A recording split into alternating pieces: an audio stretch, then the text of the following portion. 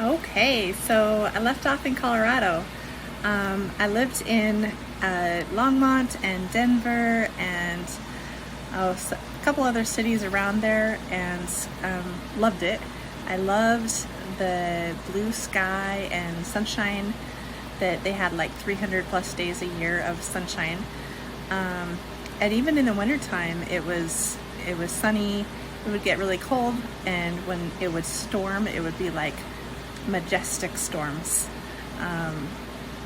like that you just stand there in awe of watching them come roll through.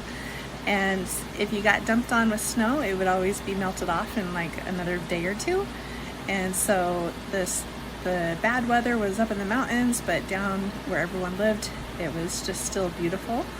And I had a horse when I was, hold on, I didn't have a horse at that time. Sorry, I lived in Colorado twice. Anyways, so I needed a job and I was really interested in the financial space.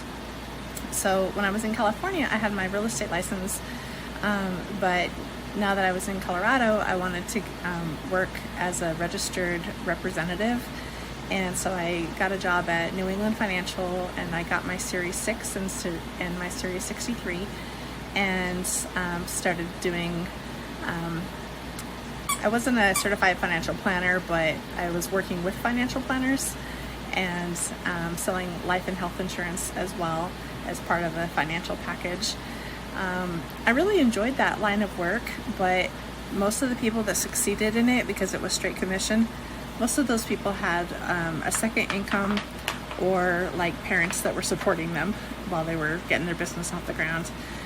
But if I could have stuck it out for like 5 years to build up a base, they say that that's what it takes, and then you're set. But unfortunately, I ran out of money in a year, and so that adventure was over, and I moved back to Los Angeles, and I became a property manager again. This time, obviously by myself. I wasn't working with BatX anymore, but I had my own maintenance crew and completely renovated a property.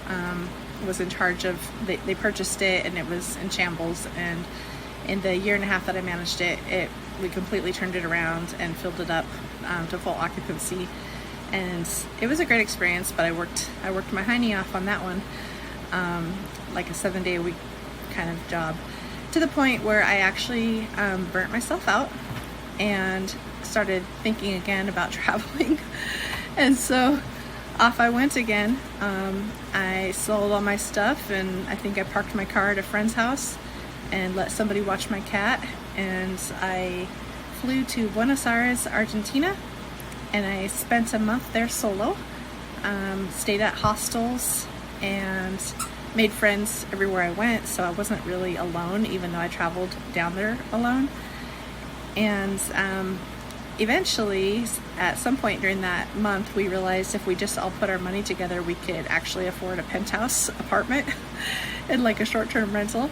And so that was really cool. We rented a top floor of this building, and right above us was a pool, like a rooftop pool, and it even came with a maid that came in every single day. And so Argentina was definitely a good bang for our buck. And we walked the city, and it was a really awesome experience to have an entire month where nobody's demanding anything of you, and you can just wake up and do whatever you please. That was my first taste of true freedom for the first time in my whole life, and it's wonderful.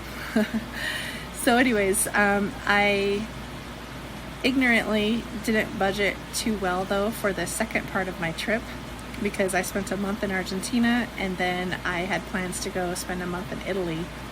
And I did fly there. I went to Sardinia Island, where I stayed for 2 weeks on Sardinia with a friend of mine that used to be a roommate. And the budgeting point I'm trying to make is that it was in euros, obviously. And so even though my dollar went really far in Argentina, once I got to Italy, I was pretty broke.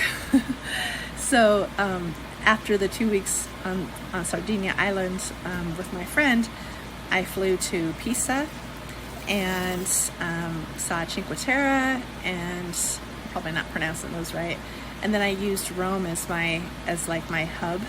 And from Rome, I would take the train out to different cities like Firenze, or aka Florence, Venice, and Naples, and on and on. And it was interesting. I was actually afraid to go to Rome. Just it seemed like such a big city, and I was alone again. But it ended up being probably one of my favorite places I've ever been so far. So yeah, Rome is awesome. So more to come on that, because we're already at 5.5 minutes.